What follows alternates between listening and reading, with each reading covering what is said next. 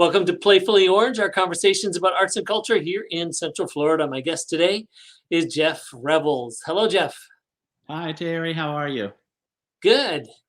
It looks like you're sitting in the Orlando Repertory Theater script library with lots of scripts behind you.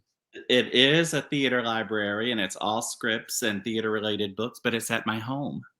Ah, Yes, you are Mr. Theater then. that's right. So That's right. let's go back and figure out how you got there. Where did you grow up and how did you get into the theater?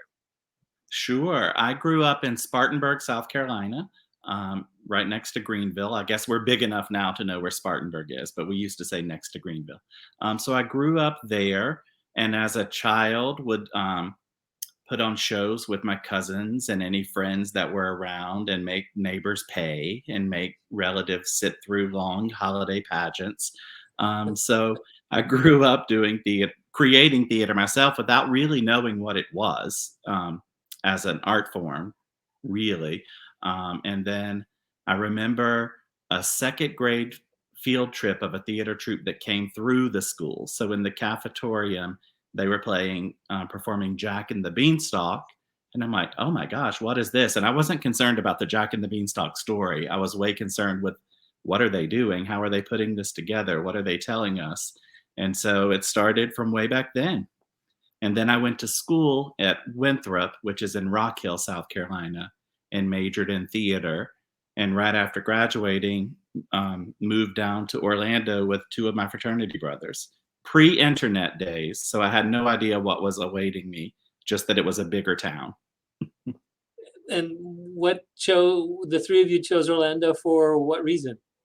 One of them was from here. My friend Todd was from here. And so he said, we're going to move to Orlando and see what's going on. And my friend Jason said, okay, I'll come too. And I said, wait, I'll come too. And so I've been here ever since. And that was 1994. All right. And you've been for many years, I don't know since when, at the Orlando Repertory Theater. When did that start and how did that happen? I got the job at the theater, Orlando Rep, which was called Civic Theaters of Central Florida at the time I got my job. I got that job on my birthday in 1995. So I can easily recall how many years I've been there because of that particular date. And I started as box office assistant number 2.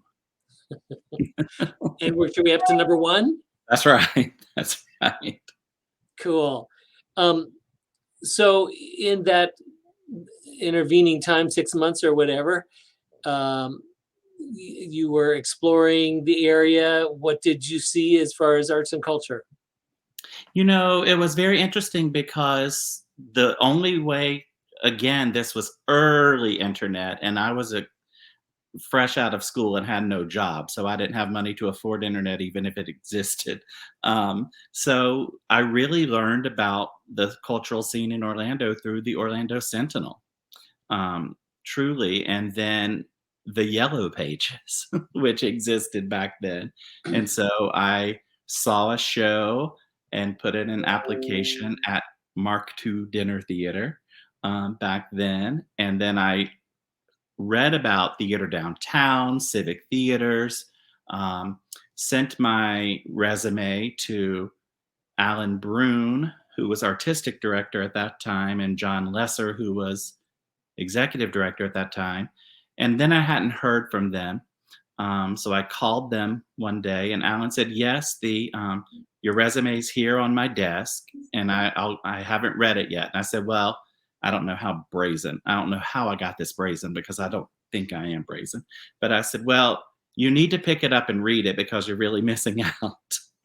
And so he called me in that day.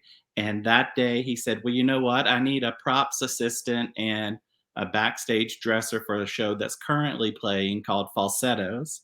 And he said, and let me take you over to speak to John, the executive director. And he said, and we need a box office assistant number 2. And I said, yes and yes to both, and have been in love with the place ever since. Ever since. So in almost 30 years, you maybe have seen some changes in the cultural climate here in Central Florida?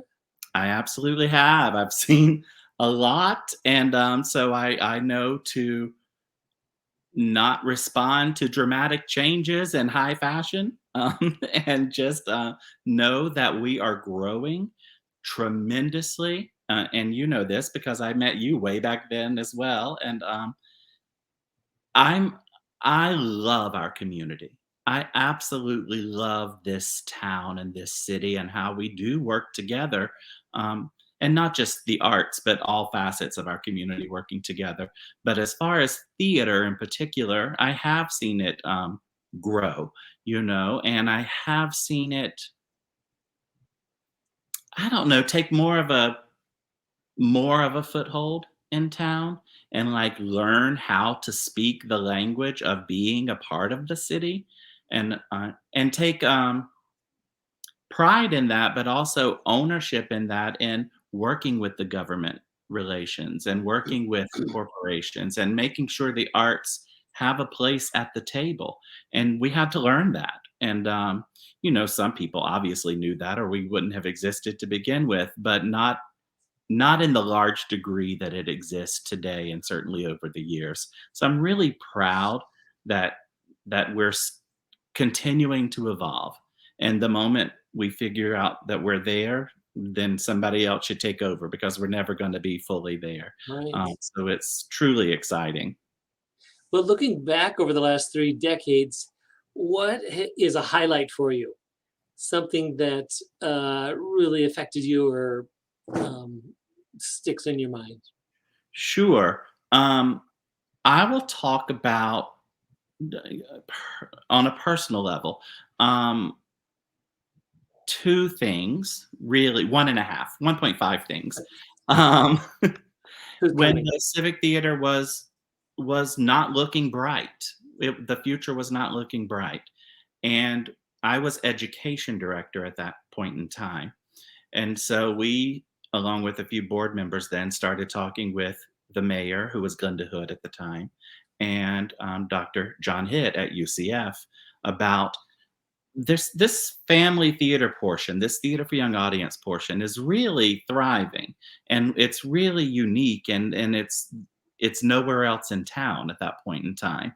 And so seeing that theater be saved and then transformed into Orlando Repertory Theater into what it is today, which is Florida's only professional theater for young audiences and 100% dedicated to that demographic, and seeing that thrive and blossom, that's incredible. That to me is probably the biggest moment.